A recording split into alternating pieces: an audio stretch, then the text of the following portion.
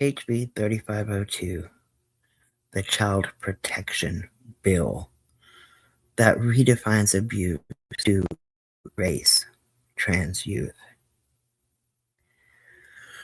HB 3502 is framed as a bill about child protection, adoption liability, and parental rights. But when you read the text and the legislative summaries, it brings a horrific, different picture.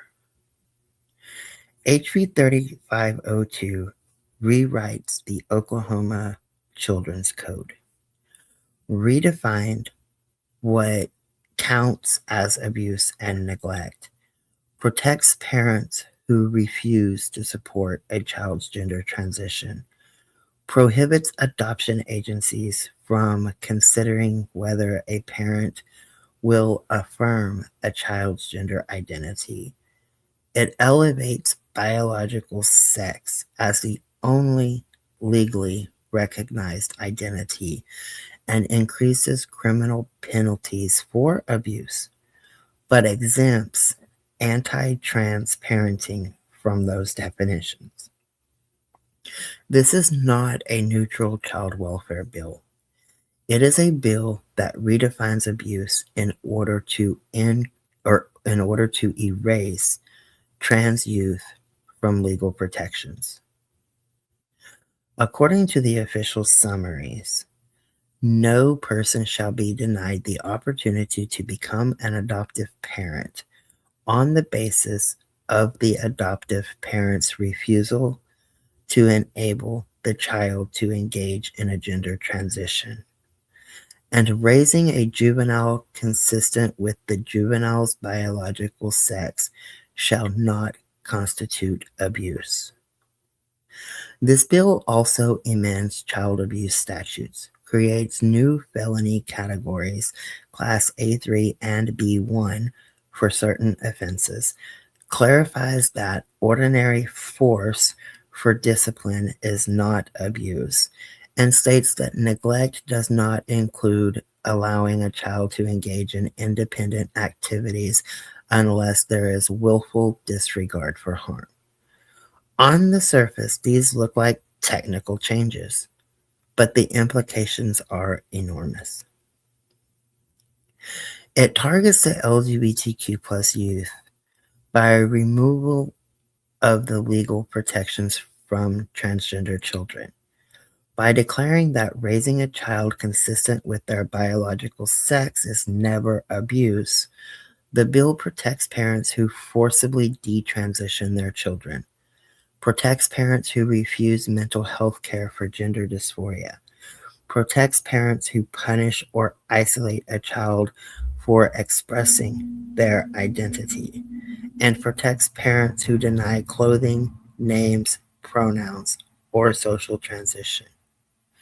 Under HB 3502, a trans child can be misgendered, dead named, denied medical care, denied mental health support, and punished for expressing their identity, and none of it counts as abuse. It prevents DHS from intervening. If a child is being emotionally or psychologically harmed because their parent refuses to acknowledge their gender identity, DHS cannot step in because the bill explicitly says this is not abuse. This leaves trans youth trapped in unsafe homes. It blocks trans affirming adoption placements.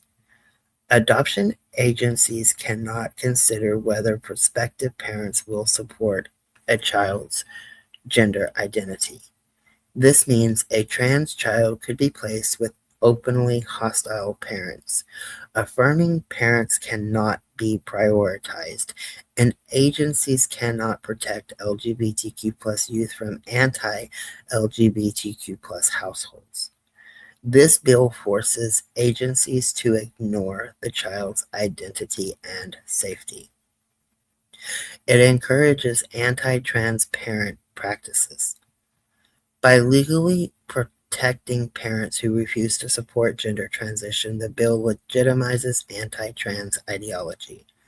encourages parents to suppress their child's identity, and signals that affirmation is optional but rejection is protected.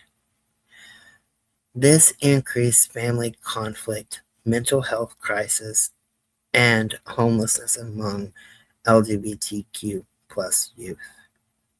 It increases suicidal risks. Trans youth already face high rates of depression, anxiety, self-harm, and suicide attempts. Affirmation dramatically reduces these risks. HB 3502 removes affirmation from the legal definition of child well-being. It also affects adults. LGBTQ plus adults seeking to adopt are disadvantaged. While the bill does not explicitly ban LGBTQ plus adoptive parents, it elevates biological sex as a central legal concept, protects anti-trans parenting, and encourages agencies to prioritize parents who reject gender diversity. This creates a climate where LGBTQ plus adults may be viewed as less aligned with the bill's intent. LGBTQ plus foster parents lose protection. If a foster parent affirms a child's gender identity and the biological family objects, the foster parent may face scrutiny because the bill protects non-affirmation.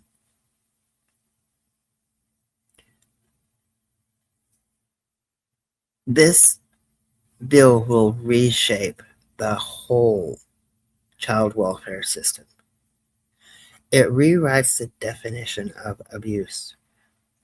By carving out a special exemption for anti-trans parenting, this bill narrows the definition of emotional abuse, undermines mental health standards, and contradicts best practices in child welfare. It forces caseworkers to ignore identity-based harm. Caseworkers cannot treat anti-trans harm as abuse. This ties their hands and endangers children. It politicizes adoption and foster care. The bill inserts ideological requirements that child placement decisions, replacing the best interest of the child standard with biological sex standard. It also interacts with the other anti-LGBTQ bills that we have discussed, such as 3130, 3138, 3242, 3132, and 3134. HB 3502 is the child welfare component of this pattern. It ensures that trans youth cannot be protected, even in a crisis. But it does harm people outside of the LGBTQ plus community. Even though the bill targets trans youth, its ripple effects reach everyone. It weakens child abuse protections for all children. By narrowing the definition of abuse, the bill makes it harder to intervene in emotional or psychological harm, creates loopholes for abusive parents, and undermines DHS authority. It politicizes adoption and foster care because the agencies must navigate ideological roles instead of focusing solely on the child's safety.